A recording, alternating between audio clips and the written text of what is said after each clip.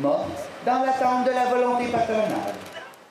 Enterrer leurs conditions de travail. Voilà le thème sous lequel les membres du personnel paramédical ont une fois de plus fait sentir leur mécontentement. Alors qu'ils s'étaient donné rendez-vous devant le bureau de la députée d'Abitibi-Ouest, Suzanne Blais, puisque les négociations syndicales avec Québec sont au point mort. Il n'y a pas de progression, puis on parle qu'il y a quand même eu plusieurs dizaines de dates de négociation. Il y a des dates qui ont été annulées à plusieurs reprises, notamment au courant de novembre et décembre. Il y a eu aussi, il faut comprendre qu'on a déclenché la grève en juillet dernier.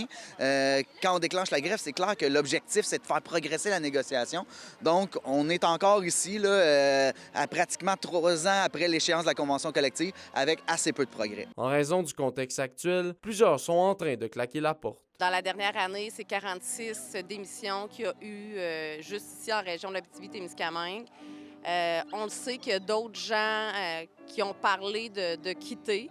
À quel point ça va se concrétiser, malheureusement, j'ai pas de boule de cristal pour le savoir. Et selon le syndicat, la situation s'empirera si le conflit continue. À un moment donné, c'est ça qui va arriver. C'est inévitable qu'à un moment donné, s'il n'y a pas de relève pour les paramédics qui sont sur place, ce qu'on voit, puis la tendance, c'est qu'il y a une augmentation, il va y avoir une augmentation des arrêts de travail, il va y avoir une augmentation de l'épuisement, il va y avoir une augmentation des chocs post-traumatiques. Bien que le gouvernement ait récemment entendu les revendications des médecins, il y a actuellement peu d'espoir de voir un scénario similaire se produire pour les paramédics. Je suis pas certaine qu'on ait le même poids que les médecins, mais c'est à espérer. C'est à espérer un jour que le gouvernement va ouvrir les yeux puis qu'ils vont s'apercevoir de l'importance du service préhospitalier. C'est le service de première ligne en région. Je pense qu'il n'y a pas assez de reconnaissance du travail puis de l'importance du travail qui est accompli par les paramédics. Le syndicat mentionne qu'il continuera à faire des actions de visibilité dans le but de continuer à mettre de la pression sur l'avancement des négociations.